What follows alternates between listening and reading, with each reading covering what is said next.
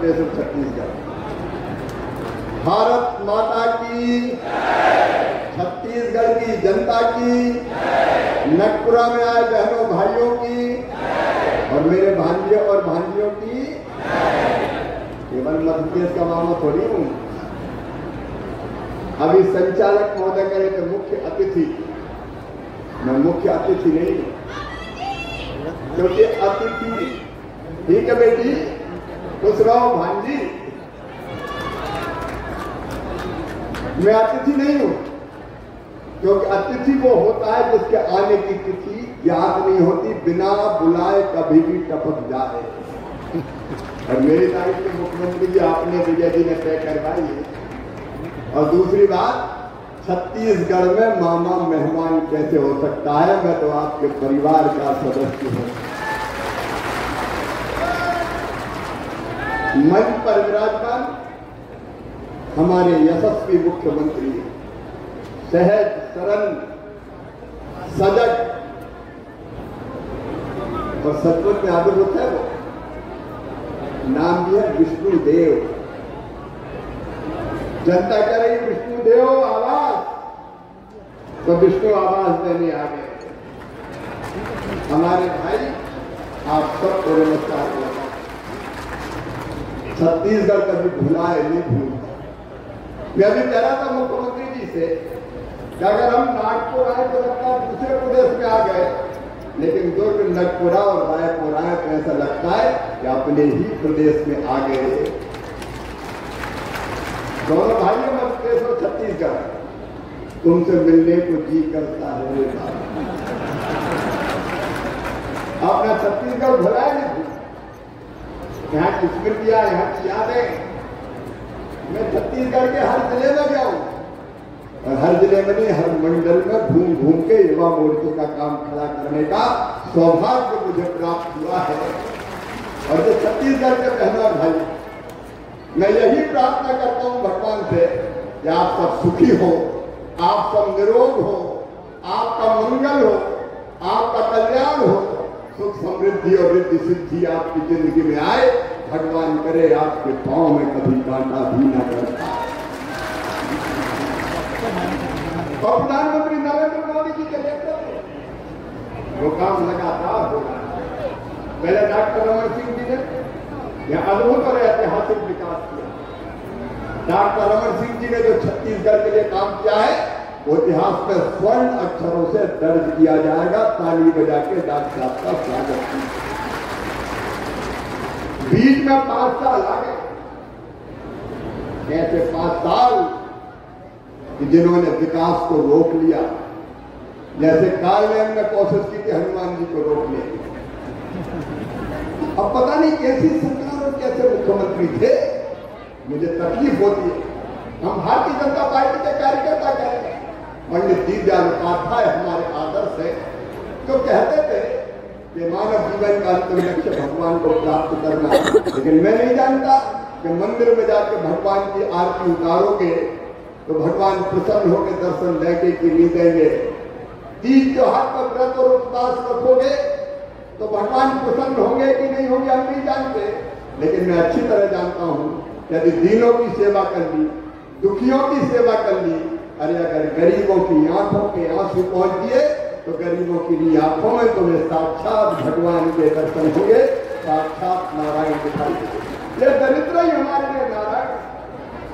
और मैं बधाई देता हूं आपको, भाई जी, आज जिन ढंग से हितग्राहियों को पैर धोया है हमने, आपने सिद्ध कर दिया ये जनता ही जनार्दन है, ये हमारा नारायण है। और जनता की सेवा हमारे लिए भगवान की पूजा है, भगवान की पूजा है। इसी भाव से प्रधानमंत्री जी काम कर रहे हैं। 5 साल विकास हो गया छत्तीसगढ़ का, और सबसे बड़ा पाप किया तो गरीबों के मकान का अधिकार छीन लिया, तो सरकार ने छीन लिया, कोई मुख्यमंत्री ने छीन लिया जो 5 साल तक मुख्यमंत्री रहे। भाजपा ने लंबी लड़ाई लड़ी, मोर आवास मोर अधिकार। ये लड़ाई लड़ने वाली टीम बैठी है, लेकिन लड़ाई लड़के ये भूली नहीं। हमारे नेता, देश का गौरव, विश्व के नेता प्रधानमंत्री नरेंद्र मोदी जी जब आए, उन्होंने आपको वचन दिया था कि कि छत्तीसगढ़ की गरीब जनता को आवास का अधिकार देंगे, एक एक मकान सरकार बनाने पर दिया जाएगा। मोदी जी की गारंटी पूरी करने की गारंटी है। और आज अगर मैं आया हूं तो मोदी जी की उसी गारंटी को पूरी करने आया हूं।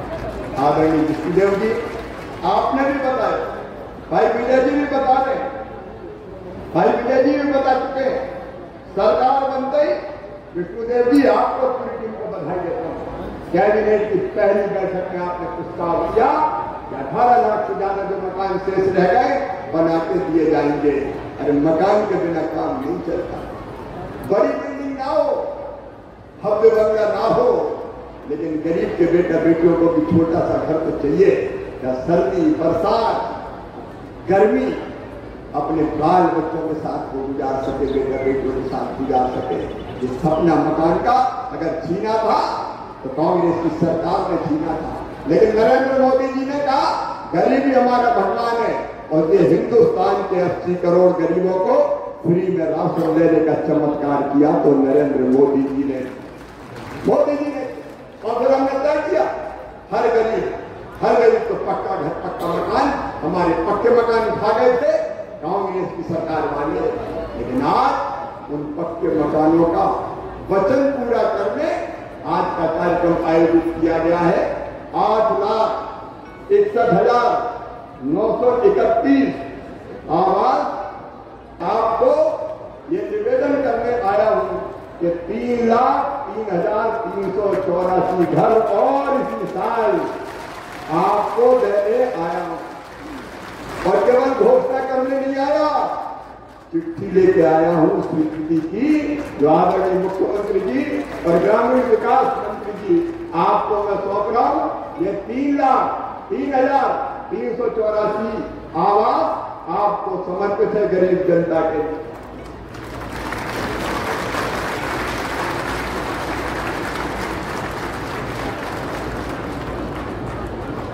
लेकिन इतने नहीं, अब इतने और बचे 3,03,000 से ज्यादा। तो आज और सुन रहे विष्णुदेव जी मोदी जी की गारंटी पूरी कर रहे हैं। अगला वित्तीय वर्ष शुरू होते ही ये 3,03,000 मकान और छत्तीसगढ़ के गरीबों को समर्पित कर दिए गए। एक भी गरीब नहीं छोड़े जो कच्चे मकान में रहता है। हर गरीब का पक्का मकान होगा, हर गरीब का पक्का मकान होगा। और एक बात और सुन ले, आवास प्लस की सूची से कई नाम रह गए थे। अरे छूट गए कि नहीं छूट गए कई गरीब अभी? अरे बोलो ना, छूटे कि नहीं? और छूट गए तो ये 18 लाख देने से भी काम नहीं चलने वाला। और मकान चाहिए कि नहीं चाहिए? और से मकान चाहिए कि नहीं चाहिए? तो आज सुन ले, मोदी जी के आशीर्वाद से जो मकान अभी छूट गए हैं पात्र हितग्राही रह गए। और कई बार तो पात्र हो जाते हैं। अब एक बाप के 3 बेटा हो गए, तीनों की शादी हो गई, 3 बहुएं आ गई, तो एक ही मकान में रह सकते हैं क्या बताओ? तो सबके लिए मकान चाहिए कि नहीं चाहिए? इसलिए तो विष्णुदेव आए, भाजपा की सरकार आई। अब फिर से नए मकानों का सर्वे चालू कर रहे हैं। फिर से सर्वे जो रह गया उनका सर्वे होना चाहिए ना, तो सर्वे शुरू करवाना। आपकी टीम की सेक्रेटरी से लेके हमारे ग्रामीण विकास के सब अधिकारी भी बैठे। नया सर्वे चालू 31 मार्च तक पूरा कर लें। और नए सर्वे में भी सुन लो भैया, पिछली बार थोड़ी गड़बड़ हो गई। मुझे बताया मुख्यमंत्री जी ने, विजय जी ने के साथ, जिसके पास 2 व्हीलर होता, मतलब मोटरसाइकिल स्कूटर, उसका नाम ही कट जाता मकान की सूची से। तो बोले आजकल तो 2 व्हीलर सबके पास, मजदूरी करने जाता है घाट से मोटरसाइकिल पे बैठ के जाता है। सही बात है कि नहीं? अरे जोर से बोलो ना। तो जाता है तो उनके नाम ही कट जाते हैं।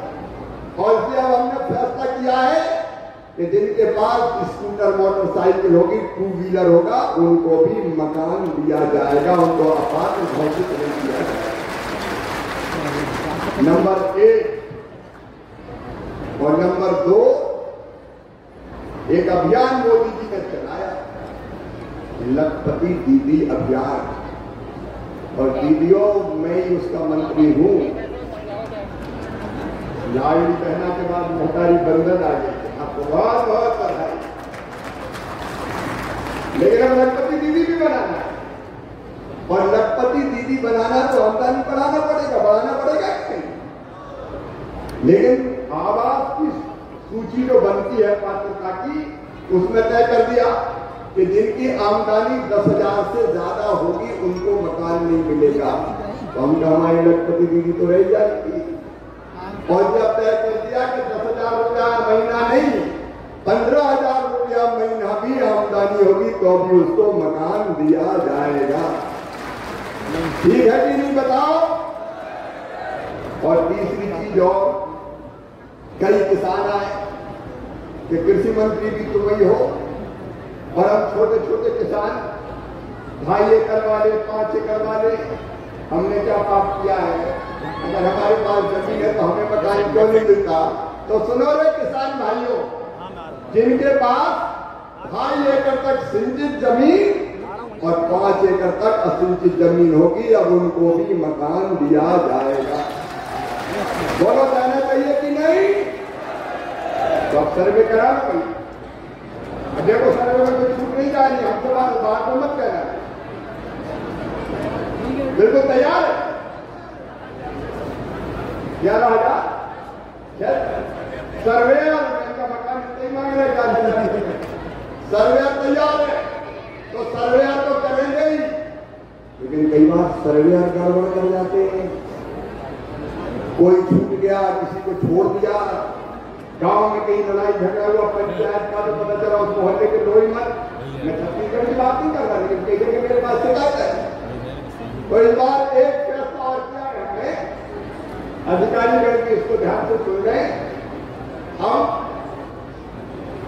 मकान का, आवास का जो सर्वे होगा, सर्वे तो करेंगे, अधिकारी तो करेंगे, लेकिन हमने एक ऐप बनाया है, चाहे तो जिनका मकान कच्चा है वो खुद भी सर्वे कर सकते हैं, सेल्फ सर्वे, मतलब खुद ही सर्वे करो। अगर खुद सर्वे करेंगे तो कोई का नाम छूटेगा नहीं। और सर्वे कैसे होगा? वो सेल्फ सर्वे, स्व सर्वेक्षण।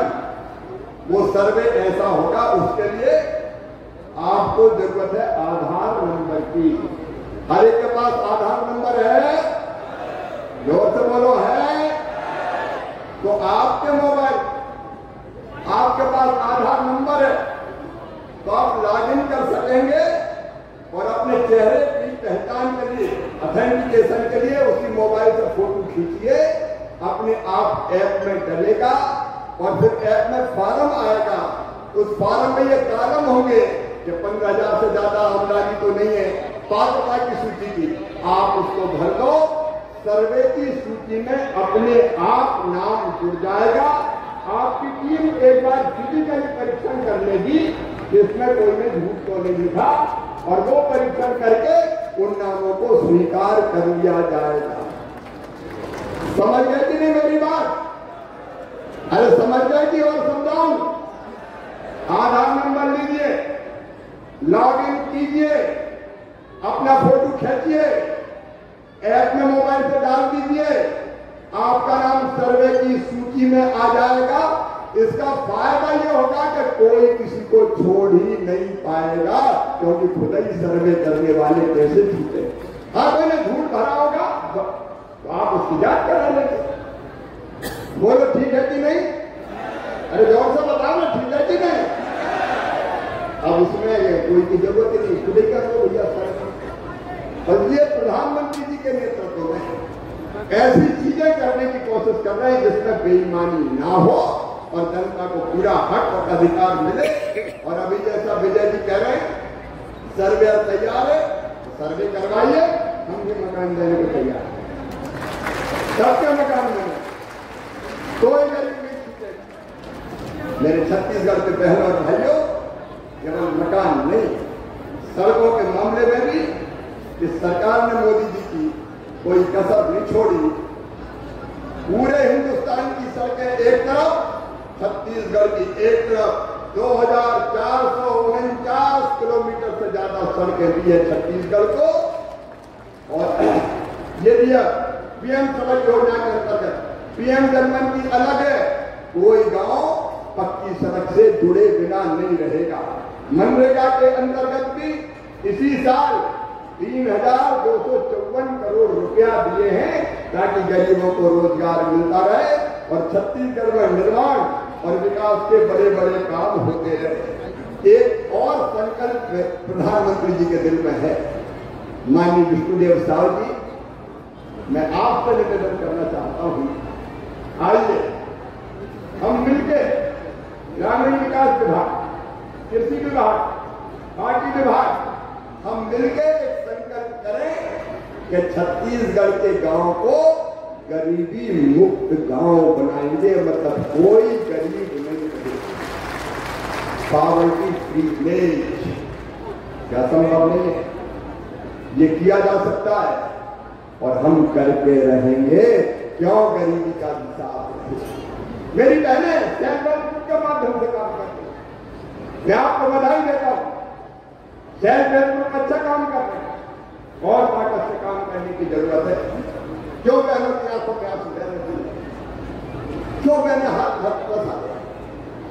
आखिर नारी जाति का भी हक है कि वो प्रेम से, आनंद से और आत्मसम्मान के साथ किए।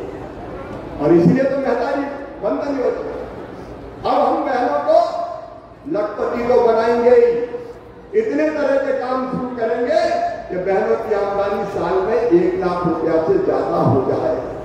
लेकिन इसके साथ साथ हमारी कोशिश रहेगी लखपति दीदी के साथ साथ उस गांव में हर योजना का लाभ देके, जैसे आरसेटी की हमारी योजना है जिसमें हम प्रशिक्षण देते हैं। अभी एक जिले में एक प्रशिक्षण का केंद्र है, एक जिले में। छत्तीसगढ़ में अब कितने जिले हो गए? 33 है। एक बार आप देख लीजिए, अगर किसी जिले में आरसेटी का प्रशिक्षण केंद्र ना हो तो मेरे अफसर यही कहते हैं 2 करोड़ रुपया उस जिले में प्रशिक्षण केंद्र बनाने के लिए मैं तत्काल दूंगा, ताकि आप प्रशिक्षण केंद्र बनाए और वहां ट्रेनिंग दें ऐसे काम की जिसका तत्काल रोजगार मिल सके। हम उस योजना के अंतर्गत दीनदयाल कौशल विकास योजना के अंतर्गत भी और कृषि विभाग की योजनाओं के अंतर्गत भी हम कन्वर्जेंस करके इतनी योजना चालू करेंगे कि गांव में हर एक के पास आजीविका होगी, हर एक के पास रोजगार होगा और रोजगार होगा तो कोई गरीब नहीं रहेगा। बताओ गरीब रहना चाहिए क्या? तो आइए एक कॉन्सेप्ट हर गांव ना हो सके, कुछ गांव तय करें, ये पॉवर्टी फ्री विलेज होंगे। मैं दिनों रात आपके साथ कदम से कदम, कंधे से कंधा मिलाकर काम करूंगा और आपके नेतृत्व में जनता को विश्वास, इस काम को हम पूरा कर सकते हैं। मेरे किसान भाइयों, मोदी जी के नेतृत्व में खेती के क्षेत्र में भी अद्भुत काम हो रहा है। आज मैं बहुत विस्तार से उस पर नहीं बोलूंगा क्योंकि एक कार्यक्रम और किसानों का है पास में, हम वो इंतजार कर रहे हैं। लेकिन हमारा लक्ष्य है उत्पादन बढ़ाना।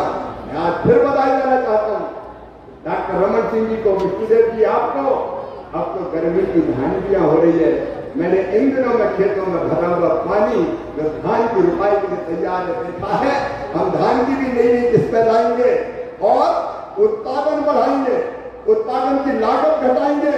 आपको बधाई, 3100 रुपया क्विंटल आप धान खरीद रहे हैं, ताली बजा के स्वागत कर दीजिए। इस बार इस सरकार का पसीने की खून की एक खून की कीमत आप पसीने की दे रहे हैं। लेकिन हम भी उत्पादन के ठीक दाम, भगवान ना करे नुकसान हो जाए तो भरपाई और कृषि के विविधीकरण का काम कर रहे हैं। इस बारे में मैं दूसरे कार्यक्रम में ज्यादा बताऊंगा, लेकिन अभी तो मैं इतना कह रहा हूं कि अभी हमने 182 करोड़ 40 लाख रुपया आपको कृषि की अलग अलग योजनाओं के लिए दिए हैं। ड्रिप के माध्यम से, स्प्रिंकलर के माध्यम से सिंचाई करते हैं, उसके लिए, मैकेनाइजेशन के लिए, बागवानी विकास के लिए।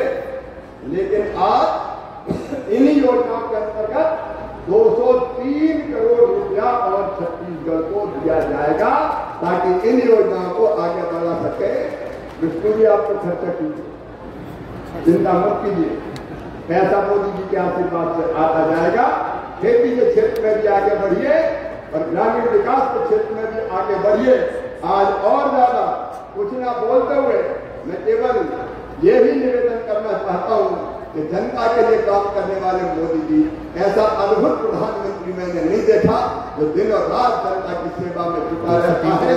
आइए बहनों और भाइयों, हम सभी संकल्प लें कि जब ये सरकार विष्णुदेव जी की, मोदी जी और विष्णुदेव जी डबल इंजन की सरकार हमारी तस्वीर और तकदीर बदलने के लिए काम कर रही है, तो हम भी सरकार का साथ देने में कोई कसर ना छोड़े। बोलिए सबका साथ मिलेगा। तो एक बात और अंत में प्रधानमंत्री जी का भी संकल्प है। 2 मिनट में वो बात कहकर मैं अपनी बात समाप्त करूंगा। मेरे बहनों और भाइयों, छत्तीसगढ़ वालों, इस देश में और कुछ होना हो, 5 साल 365 दिन 12 महीने चुनाव की तैयारी जरूर होती रहती है। 1 साल पहले हम लोग चुनाव में छत्तीसगढ़, मध्य प्रदेश, राजस्थान तो चुनाव की थकान नहीं हुई कि लोकसभा के मिट्टी के लोकसभा के चुनाव आ गए। वो चुनाव खत्म हुए तो पता चला हरियाणा, महाराष्ट्र, जम्मू कश्मीर, झारखंड के चुनाव आ गए। वो चुनाव खत्म हुआ तो दिल्ली का दंगल शुरू हो गया और वो खत्म हो गए तो बिहार के चुनाव आ जाएंगे। ये लगातार होने वाले चुनाव देश की प्रगति में बाधक, आचार संहिता लग जाती, विकास के कोई कार्य नहीं होते। एक जिले के अफसर दूसरे जिले में ऑब्जर्वर बन के जाते, तो इस दूसरे प्रदेश में जाते तो इस प्रदेश का काम भी खराब होता है। पैसा अन्य से सही खर्चा होता है, सरकार का भी, राजनीतिक दलों का भी, और नेता भी चुनाव में लग जाते हैं। अभी दूसरे प्रदेश में चुनाव में या अभी भी मेरे से बैठी झारखंड में अपना काम धाम छोड़ के खराब चुनाव। ये बार बार होने वाले चुनाव देश की प्रगति और विकास में बाधक है और इनके कारण राजनीतिक दल लंबे लाभ के फैसले लेने से डरते हैं वोटों के चक्कर में। और इसलिए मेरे बहनों और भाइयों, संविधान में संशोधन होके 5 साल में एक बार लोकसभा और विधानसभा के चुनाव होना चाहिए, ताकि 4.5 साल सरकारें आपकी सेवा करें। बोलो होना चाहिए कि नहीं? जोर से बताओ, होना चाहिए कि नहीं? तो मोदी जी ने जो प्रस्ताव लाए हैं उसके आप साथ हैं? आइए छत्तीसगढ़ की महती सभा में नगपुरा में आज छत्तीसगढ़ संकल्प लेगा कि लोकसभा और विधानसभा के चुनाव एक साथ 5 साल में एक बार होना चाहिए। और ये संकल्प लेने के लिए मेरे साथ दोनों हाथ ऊपर उठाइए, दोनों मुट्ठी बांधिए और भारत माता की जय बोल के एक साथ लोकसभा और विधानसभा के चुनाव हो, इसका संकल्प लीजिए। इसके लिए जन जागरण कीजिए। बोलिए भारत माता की जय, भारत माता की जय, छत्तीसगढ़ महतारी की, छत्तीसगढ़ की जनता की, सभी बहनों भाइयों की बहुत बहुत धन्यवाद। जब जिस योजना को लेकर छत्तीसगढ़ के कांग्रेस की सरकार, भूपेश सरकार 5 साल तक छत्तीसगढ़ के आवासियों को भटकाती रही, वो भूपेश सरकार को बदलने का वक्त आया।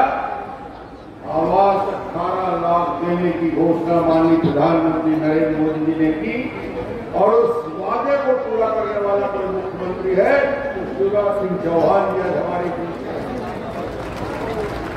मैं देख रहा था सन 2016 से 23 तक 11 लाख आवास और एक वित्तीय वर्ष में 8 लाख आवास देने वाले मुख्यमंत्री हमारे मंत्री शिवराज जी के तालियों के साथ स्वागत करेंगे। क्योंकि छत्तीसगढ़ में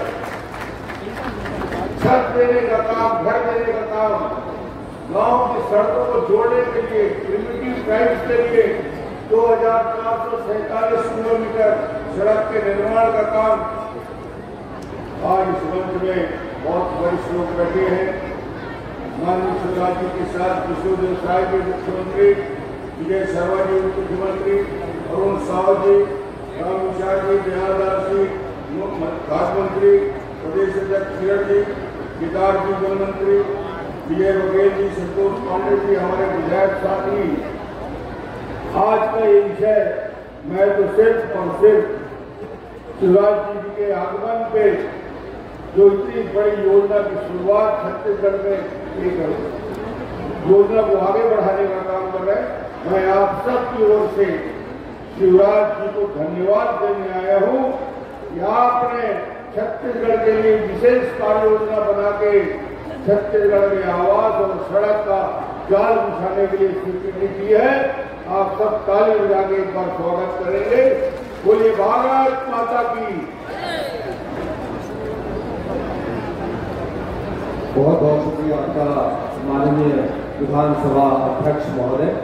और उद्बोधन की इस कड़ी में अब हम आगे बढ़े हुए आमंत्रित करत हन हमारे प्रदेश के मुखिया विष्णुदेव साय जिला होकर सादर उद्बोधन पर जोरदार तालियों के साथ हमारे मुखिया के आमंत्रण होकर आशीर्वाद। भारत माता की। थोड़ा जोर से भाई दोनों हाथ उठा के बोले भारत माता की। छत्तीसगढ़ मातारी की। छत्तीसगढ़ मातारी की। नरेंद्र मोदी जिंदाबाद। नरेंद्र मोदी जिंदाबाद। आज नगपुरा गांव के पावन भूमि में मोर आवास मोर अधिकार कार्यक्रम में आज मंच में विराजमान आज के कार्यक्रम के मुख्य अतिथि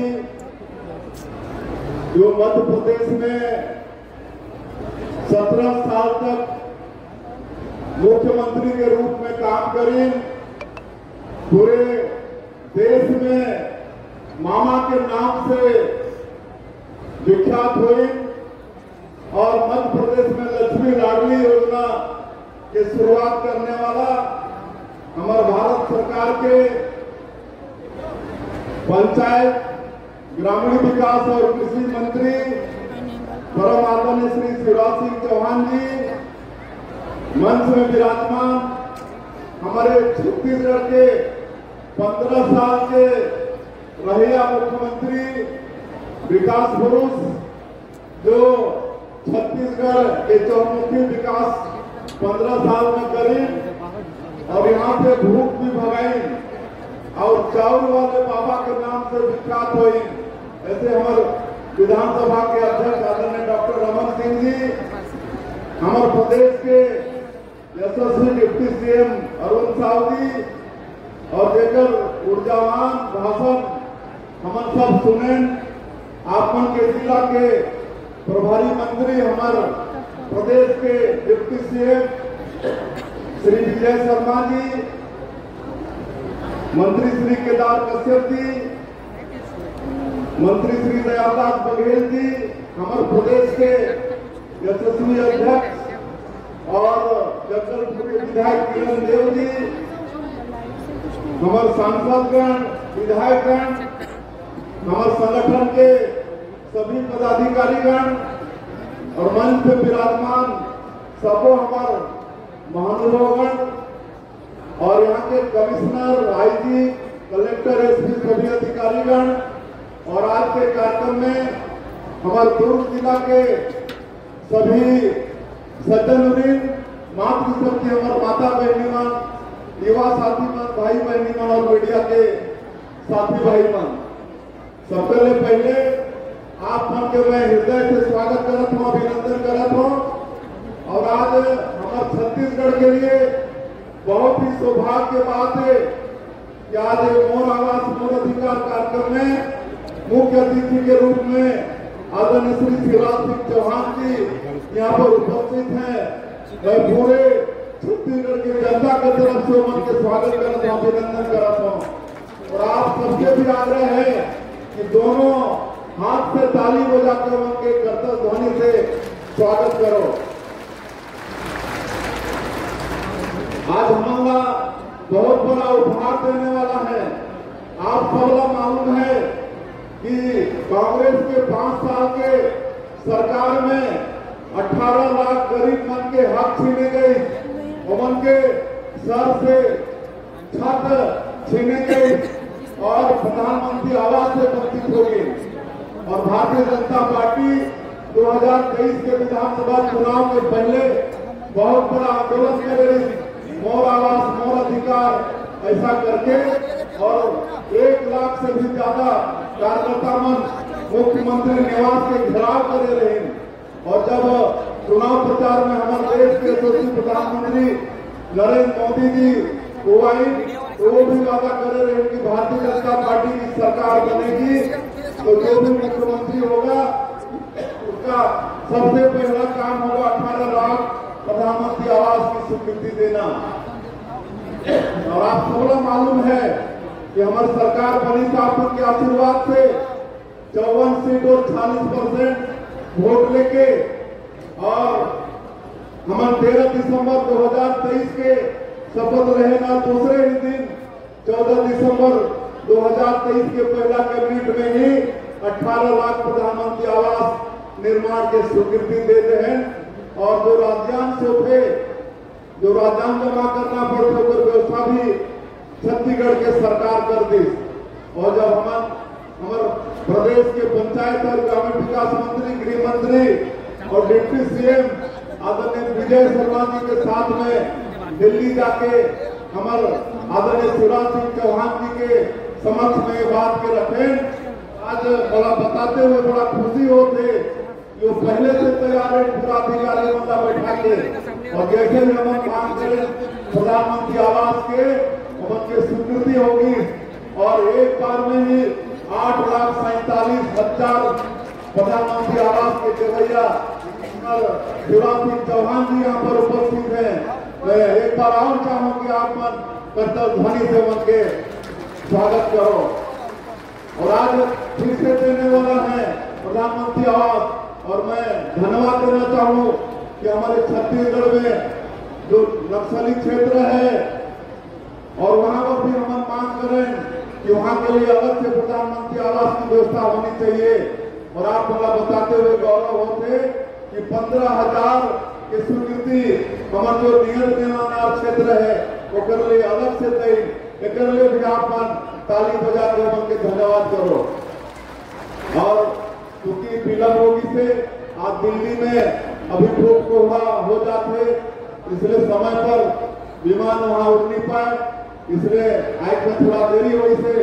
और मैं आप के बीच में आते रहता हूँ। हमारा आज हमारा आदरणीय केंद्रीय मंत्री जी का सुनना है, इसलिए ज्यादा नहीं कहते हुए मैं आज यहाँ प्रधानमंत्री आवास के लाभार्थी उमन के पैर धोके उनके स्वागत करे हैं। हमारे केंद्रीय मंत्री घोड़ो करे हैं, अपन हाथ से पैर धोके हमारे विधानसभा के अध्यक्ष भी करे हैं। तो ऐसे सभी हमारे छत्तीसगढ़ के प्रधानमंत्री आवास के लाभार्थी वाला भी बहुत बहुत उनके भी मैं स्वागत करता हूँ। और भारी संख्या में आप आज के कार्यक्रम में आए हो, आप उनके धन्यवाद करते हुए मैं बात करता हूँ। जय हिंद, जय